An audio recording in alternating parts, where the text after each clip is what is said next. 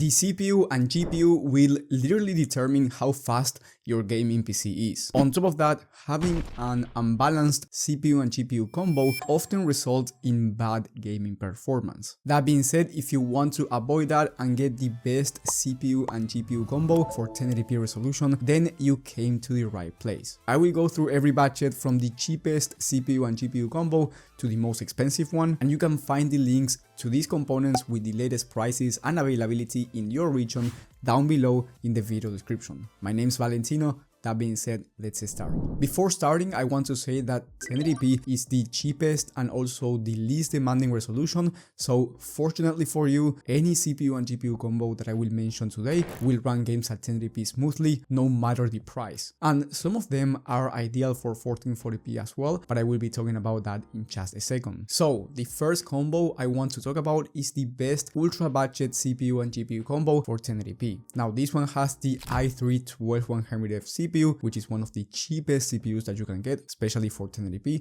And then for the graphics card, I recommend you getting the Intel Arc A580. This CPU and GPU combo will allow you to play games at 1080p high to ultra settings, and I'm talking about higher demanding titles at 60 plus FPS, so you will be having a smooth level of gaming performance. Now, don't expect anything too crazy. If you want to play a game like Cyberpunk 2077 with everything on ultra and ray tracing enabled, then of course you have to spend more money, but if you're okay with turning down the settings from ultra, even in Cyberpunk, you will be fine even with this combo. And then if you want to play esports games like Fortnite for example, or you want to play a game like Valorant or CS2, you can expect 144 plus FPS on average in competitive settings. So feel free to buy a 144Hz 1080p monitor if you end up getting this combo, which is the cheapest one on the list, going for around $250 by the time of filming. If you still want a budget combo but you have more money to spend, then I recommend you upgrading from the i3 12100F to the Ryzen 5 5600 from AMD, and then I recommend you going for a better GPU in the RX 6650 XT. With this combo, you can expect around 85 plus FPS on average, high to ultra settings in high demanding games, so very capable of running any game at 1080p with no issues. And then you can also expect over 200 FPS on average in esports games competitive settings. So with this one, you can easily fit a 240Hz 1080p monitor if you will be playing easy to run games, and then if you will be playing high demanding ones, you will have no issues when it comes to your frame rates or FPS drops. So this combo is quite faster than the last one, and it's around $100 more expensive, going for about $350 by the time of filming. I have to say that with this combo you can also play at 1440p depending on the game. Of course, this is not going to be the fastest 1440p CPU and GPU combo out there, but if you will be playing easy to run games like GTA 5, Minecraft, or most popular titles, that's going to be completely fine even at 1440p resolution, medium to high settings. Then if you want an upper mid-range combo, meaning that you will get slightly faster FPS, but you get a more upgradable combo down the line, and you also get better technologies, then I recommend you getting the Ryzen 5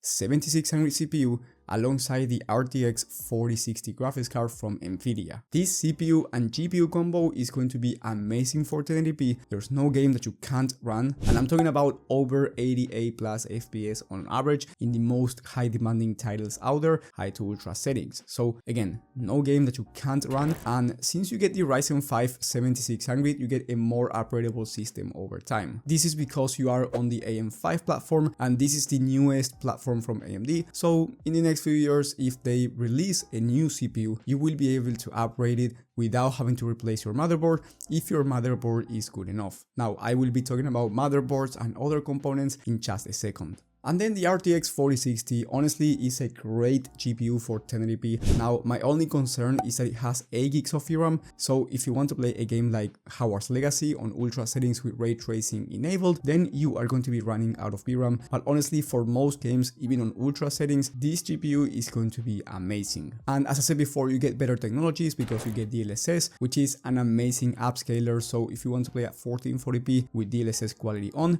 this is going to be a great choice as well. And then in terms of esports games, Valorant, Fortnite and those type of titles, I was able to average 400 plus FPS. That being said, you can easily fit a 360Hz 1080p monitor if you want to and you have the budget to. Now, if you want a high-end 1080p combo that can also run 1440p with no issues, I recommend you getting the next one, which has the same CPU in the Ryzen 5 7600, because honestly, this is in my opinion one of the best value CPUs, not only for 1080p but also for 1440p and even 4K in some cases. But this time, alongside this CPU, I recommend you getting the RX 7600 XT, which has 16 gigs of VRAM, so you will have no VRAM issues when it comes to 1080p or 1440p resolution, and you can expect faster performance compared to the RTX 4060. In fact, with this one you can expect around 95 plus FPS, which is slightly faster than the 4060, but if you combine that and the fact that it has more VRAM, then it is going to be a more powerful GPU overall, especially for those high demanding games, or if you want to play at 1440p and you need more than 8 gigs of VRAM in the games that you play. Now at 1440p, you can expect around 60 plus FPS on average, or even more if you turn on FSR, which is the upscaler from AMD. In terms of esports games, you can expect the same amount of FPS because you get the same CPU, and most esports games are more CPU demanding. However, the GPU is also faster, so here you can expect around 400 FPS on average, 1080p competitive settings,